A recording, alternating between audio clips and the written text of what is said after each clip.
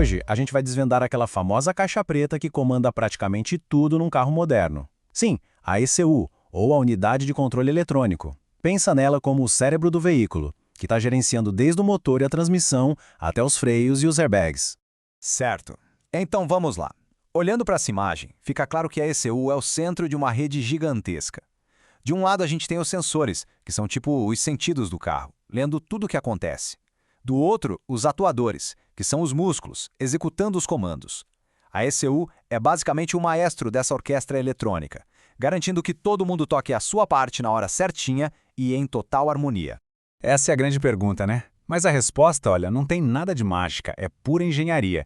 E é exatamente isso que a gente vai fazer agora. Vamos abrir essa caixa preta, analisar estágio por estágio para entender como a ECU pensa, como ela age e, o mais importante, como é que ela sobrevive num ambiente super hostil que é um carro. Então, antes mesmo de pensar em calcular qualquer coisa, a primeira e mais crítica tarefa da ECU é uma só: sobreviver. E pode acreditar, o ambiente elétrico de um carro é um dos lugares mais perigosos que existe para a eletrônica. Vamos parar para pensar um pouco? A eletrônica que a gente tem em casa, tipo um computador, vive num ambiente super controlado. Já a ECU, nossa, nem se compara. Ela enfrenta variações de temperatura absurdas, vibração o tempo todo e, o pior de tudo, uma energia elétrica que é cheia de ruído, de picos. A robustez que se existe dela é algo que um celular ou um notebook jamais sonhariam precisar. E dentro desse ambiente todo perigoso, existe um inimigo número 1, o tal do load dump. Isso aí é o pesadelo de qualquer engenheiro eletrônico. Tente imaginar a cena. O motor está gerando, o alternador está lá, gerando energia a todo vapor, e de repente alguém desconecta a bateria. Toda essa energia, sem ter para onde ir, cria um pico de tensão gigantesco. Sem a proteção correta, a ECU seria frita na hora. Simples assim. Para conseguir sobreviver a tudo isso, o primeiro estágio da ECU é uma verdadeira fortaleza. Olha só o fluxo. Primeiro, um diodo de proteção contra a polaridade inversa, porque um erro tão simples como ligar os cabos ao contrário seria fatal. Depois, a energia passa por reguladores de tensão, que pegam aqueles 12 volts sujos da bateria e transformam nos 5 ou 3.3 volts limpinhos que os circuitos precisam. E por fim, a linha de defesa final, os supressores de picos, os guardiões que ficam ali só esperando o tal do load dump. E agora, o que é muito legal aqui nesse slide é a estratégia de sacrifício. Um diodo Zener de alta potência, ou um TVS, é projetado para fazer uma única coisa. Se a tensão sobe demais, ele cria um curto-circuito de propósito. Isso força a queima do fusível principal do carro, que é baratinho, para salvar a ECU, que é caríssima. É uma proteção genial, né? E muito eficaz. Beleza. Com a energia limpa e segura, a ECU pode finalmente começar o trabalho dela de verdade. Sentir, pensar e lembrar. Então, vamos agora para o núcleo de processamento. Pensa no estágio de entrada como se fosse um tradutor universal da ECU. Ele recebe sinais de tudo que é tipo, a resistência de um sensor de temperatura, a onda de um sensor de rotação, e ele converte tudo isso numa única linguagem que o cérebro, o processador, consegue entender. Sem esse estágio, tudo não passaria de um monte de ruído sem sentido. E aqui a gente tem uma distinção que é super importante. A maioria das ECUs usa um microcontrolador, o MCU. Pensa nele como um especialista. É um chip único que já tem tudo o que precisa para uma tarefa bem específica, tipo garantir que a faísca da vela aconteça no microsegundo exato. Já o microprocessador, o MPU, é a força bruta que a gente vê na central multimídia, por exemplo.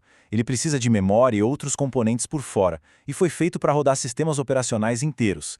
A evolução da memória na ECU é uma história fascinante, sério. Nos anos 80, para reprogramar um carro era um trabalho quase artesanal, sabe? Tinha que tirar o chip, apagar ele com luz ultravioleta, gravar de novo. Com a chegada da memória flash lá nos anos 2000, tudo mudou. Foi ela que permitiu as atualizações de software que a gente faz hoje pela porta de diagnóstico. E hoje temos memórias como a FRAM, que são tão rápidas que funcionam como a caixa preta de um avião, gravando tudo até o momento exato de uma batida. Certo. A ECU já sentiu o que está acontecendo, já tomou uma decisão lógica, mas como é que ela transforma essa decisão em trabalho, de verdade, em algo físico? Vamos ver agora como ela comanda os músculos do carro. O pulo do gato está aqui. O sinal que sai do cérebro, no microcontrolador, é minúsculo. Sozinho, ele não tem força para nada. Para conseguir acionar um bico injetor, por exemplo, ele precisa de músculos. É aí que entram os output drivers. Eles são, na prática, amplificadores de potência que usam transistores bem fortes para transformar aquele sussurro lógico num comando poderoso. Só que controlar esses músculos, como os injetores e as bobinas, gera um efeito colateral bem perigoso. Quando o transistor desliga a energia do injetor, o campo magnético que estava aí, ele entra em colapso de uma vez só. Isso gera um pico de tensão ao contrário, o tal do flyback. E esse pico é tão forte que ele pode destruir o próprio transistor que o criou. É como se fosse um coice elétrico. E aqui a gente vê a pura elegância da eletrônica. A solução é um componente super simples, um diodo de roda livre, ou freewheeling diode. Ele fica conectado ao contrário, em paralelo. No momento exato do flyback, ele oferece um caminho fácil para essa energia toda circular e se dissipar em segurança, sem queimar nada. Simples, mas olha, absolutamente essencial.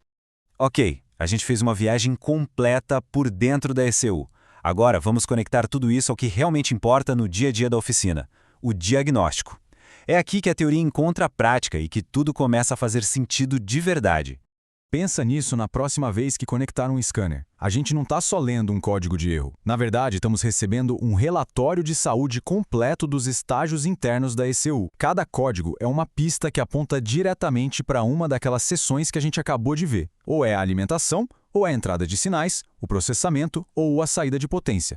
Vira quase um mapa, né? Um código de circuito do sensor já nos leva direto para o estágio de entrada. Apareceu falha no driver do injetor? O problema está no estágio de saída. Deu erro de memória? O defeito está no cérebro, lá no núcleo de processamento. E se a ECU inteira para de responder, aquela perda de comunicação, muitas vezes significa que o primeiro estágio de todos, o de alimentação, foi o que abriu o bico.